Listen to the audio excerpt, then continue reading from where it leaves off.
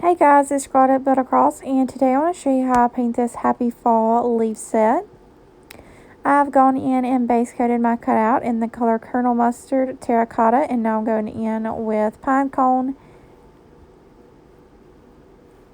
And then I'm going to outline this Pine Cone section with putty.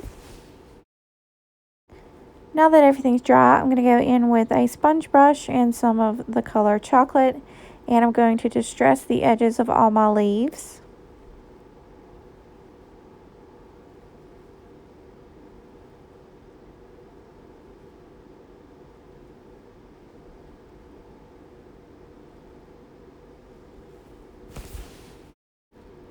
And next I'm just going in with a Sharpie brushstroke marker and doing some hand lettering in this center part here. And then I'm going to finish it off by going in with a number 4 round in the color Cotton and highlighting everything. This just softens and brightens everything up. And then that will complete my project. So I hope you guys enjoy this video and have a wonderful day.